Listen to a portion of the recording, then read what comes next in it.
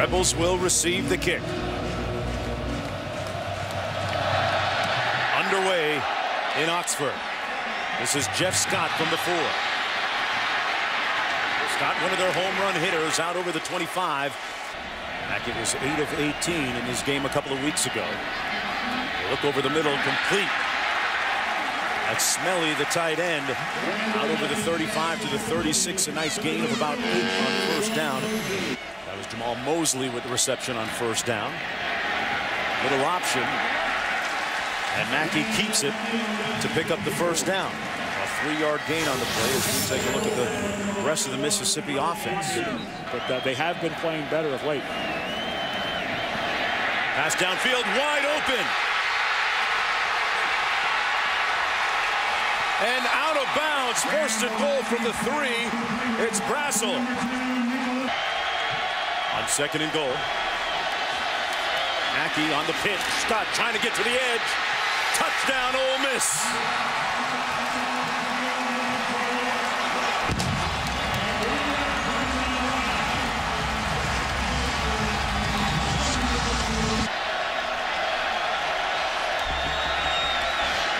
Hands it off to Trent Richardson, the Heisman hopeful.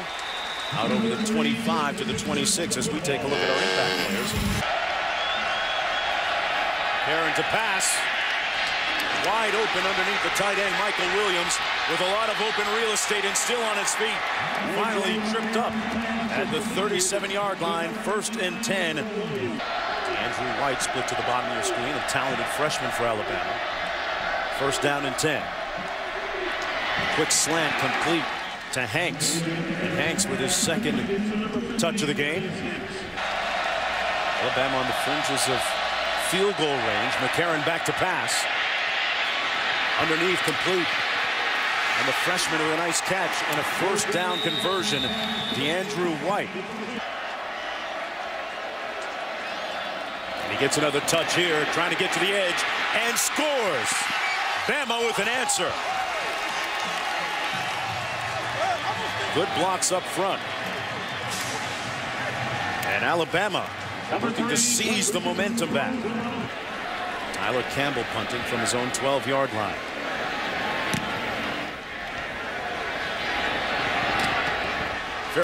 Looking for a call and a lot more when we come back.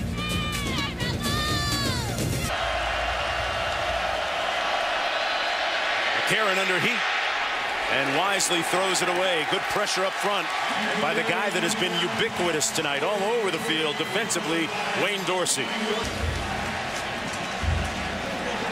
Oh, what a huge. Oh, wow. What a huge penalty against Alabama as far as field position goes. Ole Miss. Rendell with his first punt of the game. He's been inconsistent so far this year. It gets off a towering spiral back to the 36. So it'll be 1st down and 10 for Ole Miss. A 44-yard punt, nothing on the return. All right, Wendy back here, 2nd down and 10 for Randall Mackey. The draw going nowhere. Enrique Davis stopped up. Hayes at his own 24. There's that rugby-style rollout kick. Down to the 25, and good coverage on it. Hayes with a nice hand walk. Eluded a couple of attackers and makes it out to the 36-yard line. Well, folks, Alabama not caught looking ahead, apparently, yet. Richardson staying on his feet, and Ed, there's some of that balance that you talked about. He's got great power, and he's really patient, waiting for the people to go by as his offensive line walks. McCarron on the quick slant, complete. That's Darius Hanks with another 1st down, working against Marcus Temple. A 12-yard game between Hanks, Mays, and White. They're going to have to pick up that slack with Julio Jones playing on Sundays now. 3rd and 8. Underneath, there's the freshman who slips and falls short of the 1st down by a couple of yards. He picked up 6 on the play. Richardson out of the Wildcat formation to take the direct snap. He fakes the handoff on the fly sweep. Broke a tackle for the 1st down. The indomitable running style of Trent Richardson paying off and moving the pile by about 7 yards. Richardson cuts it up north-south and runs over a defender. Gets down to the 14-yard line. You saw that third down, how easily he ran through that high arm tackle. On first down, McCarron with a quarterback draw. Makes it down to about the 7-yard line. Ralph Williams making the stop on the play. Richardson between the tackles and waltzes into the end zone untouched. Touchdown, Alabama.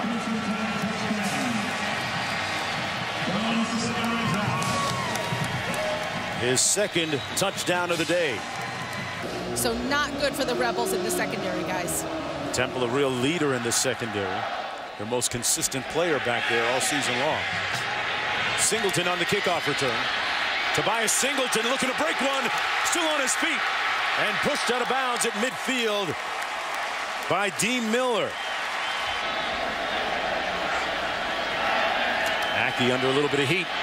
Uses his feet wisely, sliding head first, and picks up the first down at Alabama's 35-yard line, a 10-yard gain. Both down in 12. There's that rugby-style punt by Rose.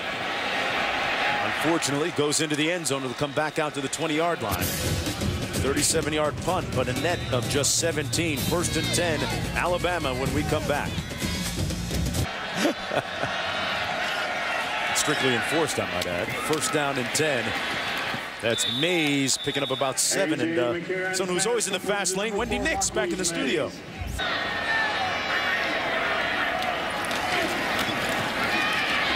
Handoff to Eddie Lacy, and Lacy powering forward, picks up 4 for the first down. Well, a great day of college football on ESPN concludes. A lot of turnovers, but remember all the guys they've had hurt. Starting linebacker, all Pac-10 cornerback out. Not sure they're going to be able to slow him down too much. Can't slow down Eddie Lacy. That nice spin move, well executed, makes it out to the 46-yard line. Pass complete into Mississippi territory at the 49. That's Michael Williams with his second catch of the game. McCarron gets rid of it quickly, enough for the first down to Smelly at the 43-yard line. A 6-yard gain on the play. Again, why I think Alabama is the best team. They're becoming an offense that's very tough to defend. They do so many different things well. Running the ball, one of them. Lacy, part of their depth, but there's a flag down on the interior line. Holding, number 73, offense. 10-yard penalty from the spot of foul. Replay first down. Little receiver screen to Hanks. Upended at the 47-yard line. Good coverage, and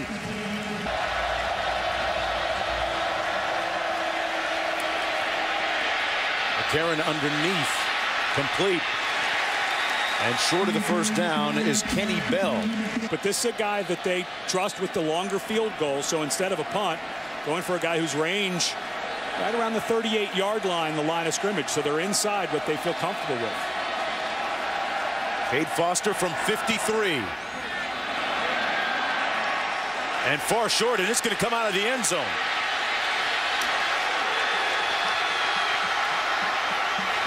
A nice return out to the 33. And now they come out in the same formation that they had switched to, probably the same call. Third and 11, a pressure off the corner, backside pressure, and it's picked off at the 39-yard line. Lester still on his feet and picking up a couple of blockers too. Still on his feet, but there's a flag down. Lester all the way down to the 4-yard line for Alabama. There's a flag thrown all the way back at the 32. After the interception, illegal block in the back, number 92, defense. 10-yard penalty from the spot of the foul. First down. Richardson turns it north-south. And a first down inside the 25-yard line. Special player for the Crimson Tide. Not to mention one of the better receivers on the team. Gets the carry here, leaps over a tackler, And a nice straight arm all the way down to the 16-yard line. How wide those feet stay. Look at that. Just such great balance and power. Rare. You do not see a lot of guys who can run. He's got kind of bow legs, which help him get those legs out a little wider. Not huge top-end speed, but just the ability in space to be powerful and move that kind of jump cut. Awfully special guy. Give it to him again. Flag down. Richardson gets it into the end zone. But hold on, there's a flag thrown back at the 13. Holding, number 73, offense. 10-yard penalty. Against Vallejos. 2nd and 18. Karen with tons of time. Richardson showing you his receiving skills and running skills. Bowling his way inside the 10 to the 6. This is Jeremy Shelley from about 24 yards out. And Shelley knocks it through. A big part of that scoring drive set up by Trent Richardson, who spoke with Mark Ingram, and Janine is going to tell us about that. What kind of relationship is that? Mississippi with a singular goal of hanging around until the 4th quarter. I want this to slip away too much with 1:14 to go in the first half. Herman finding a little bit of open room here. Reversing field, and a great return all the way down to the 38 of Alabama. Let's go back to Wendy in the studio. I think you got to throw it or get it past the first down marker or out of bounds. Mackey sacked back at the 41. You don't want to take a sack either. Averaging almost 47 yards per punt, and here's that rugby-style rollout. He'll aim for the coffin corner, and this is going to be a nice punt. Be down at around the 5 or inside. And Mark put a little asterisk. First down and 10, and Karen keeps it himself. And SEC football, you see what it's all about right there on the field. The trenches, the combat, the warfare that goes on the respective lines of scrimmage as we go downstairs to Gene Edwards with Houston Nutt.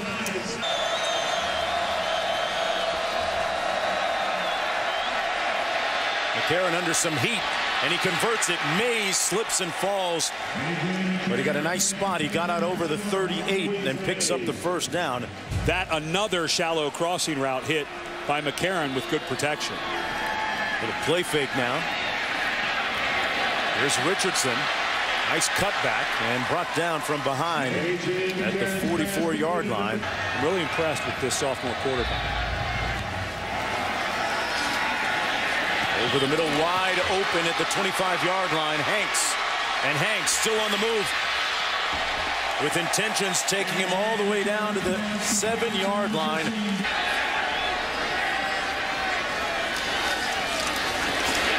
Richardson on the run, breaks a tackle, and another touchdown for Trent Richardson. His 3rd one of the game. This looks eerily familiar to their opening drive of the 3rd quarter last week in that game against Vandy. What about the 450-pound bench press? How impressive is that by running back? Again, that's right up there with NFL offensive and defensive linemen. Don't ask me what I think. On the kickoff return. Out to the 42. But eventually he's going to be an upper-level cornerback in this league. And 2nd and 8. Mackey takes off, and a nice run. Ends up about 2 yards short of the first down. Picked up 6 or 7 on the play. It'll be 3rd and 2. Little pressure coming. Mackey steps up, uses his legs, and gets the first down. Remember that he was higher rated than Cam Newton back in junior college at East Mississippi Community College. Not quite as fast as he was before his ACL injury back in 2009, but that was just a veteran guy with a great read. There's the rugby-style punt. Gets a great roll down to the 8-yard line. First down and 10. Richardson straight ahead. Boy, you can do all the squats you want, Ed, and do all the bench pressing you want at 450 and 600 pounds, whatever. But this guy is one of the best finishers of a run that I've seen in a long time in college football. Takes the handoff again. Breaks 3 tackles, gets away. And Trent Richardson picking up a couple blocks. He might take it. Cuts back, stays on his feet. What a move. Shake it, bake it, and he makes it. Touchdown.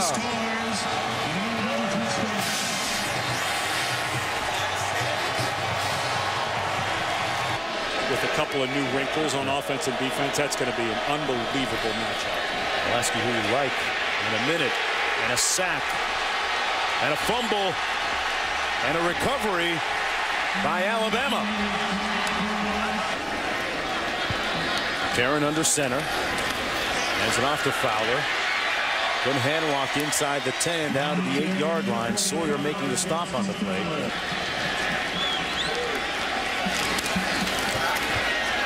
Here he is again. Fowler strolls in. Touchdown, Alabama.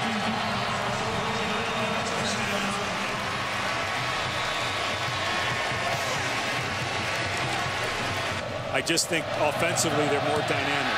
LSU has had to kind of invent. They've got a good running game, but they've kind of had to invent their passing game. And I just think A.J. McCarron and some of these young receivers that are starting to come up, like White, Mays, the development of Mays, Smelly starting to get involved. I just think they can do more things offensively. I think it's good for both teams, so I think it ends up being a wash. I think after next week's game, we'll look at how many injuries there are. And that'll tell you which team's going to get more help from the bye week. Enrique Davis swarmed by a host of Alabama tacklers. It's my intellectual property. Chickens around the world are running for cover. 2nd and 12, running for cover like quarterback Randall Mackey back at the 1-yard line where he's sacked.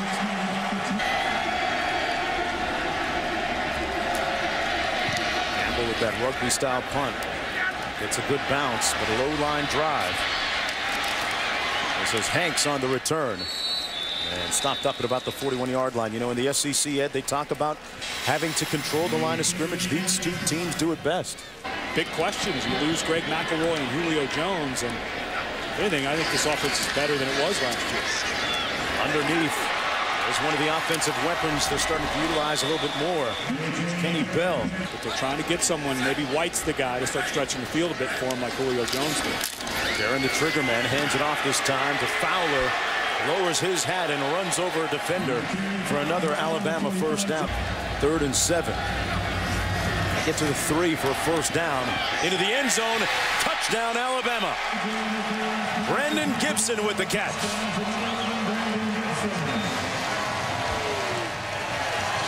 This Alabama offense detonating in the second half so far. Nick Saban, in his background, playing and coaching for my old coach, Don James at Kent State. He really enjoys the development, not just on the field, but off the field of these young men. You just don't get that experience in the NFL. Nice return up to the 40-yard line by Tobias Singleton. He's had some nice kickoff returns tonight. And leave nothing to chance. And that's still what Nick Saban and his staff lives by. Mackey. And Mackey's going to run out of bounds. The former junior college quarterback. You know, the picture on that laminated card was a picture of Cam Newton and Nick Fairley of Auburn celebrating in the midst of Alabama players. And the credo is never again. They want to remember that and not ever let it happen again. Jeff Scott with a nice run. The Rebels actually led 7-0 in the first quarter. 4th and 11. Mackey completes it for the first down, and a nice catch by Brassel. 1st and 10. Defense coming after him a little bit. Mackey escaping. Downfield and caught at about the 2-yard line. What a grab once again by Nicholas Brassel.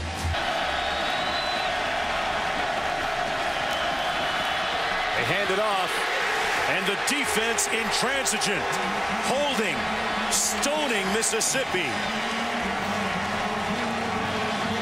6'2", 6'3" guy gets underneath his pads. He might go for a long ride. Did the same thing on that play. Ran his way. Fowler just dragging a couple of would-be tacklers out near the 25. And I think you see that across the board, not just with head coaches, but also with assistant coaches. Jim McElwain comes all the way from Fresno State to coach here. And so I think you get some of the best players and some of the best coaches. Oh, there's one of the best players on the field tonight. Fowler on the loose. They're trying to run him down and can't reel him in. Touchdown, Alabama.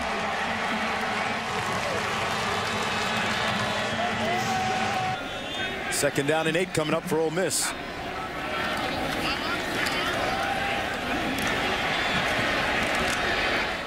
And the quarterback, Mackey, brought down about 3 yards shy of the first down. But Washington, my alma mater, looking much better than they have in many years. Chris Polk, a NFL-level running back.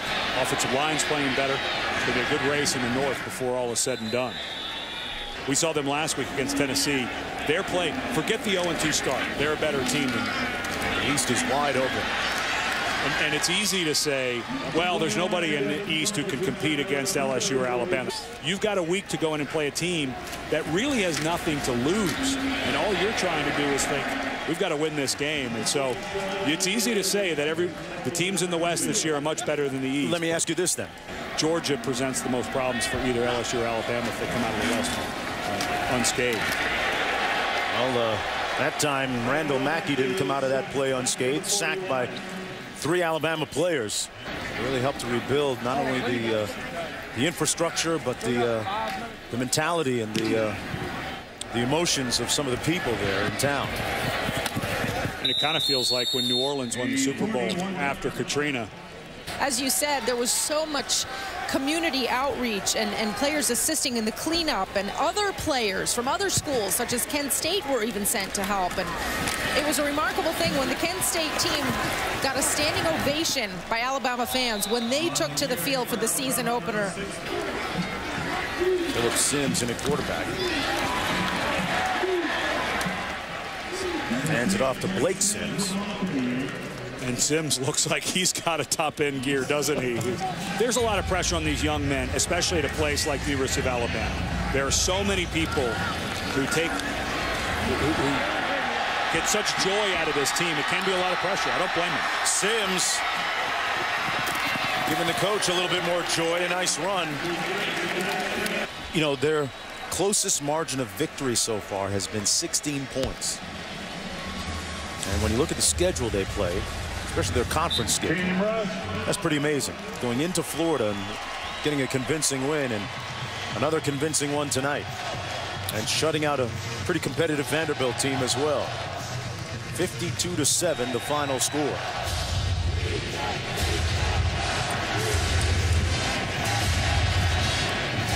Houston Nutt going to regroup and get back to work tomorrow. A.J. McCarron, starting quarterback, with another impressive night for the Crimson Tide. Coming up next on ESPN2, college football scoreboard. Greg Cunningham and our entire ESPN crew. I'm Mark Jones, saying good night from Oxford, Mississippi, and another convincing win by Alabama. They're about breaking ankles and breaking hearts, hurting everyone else's feelings. Now let's send it back to the studio. So long, everybody.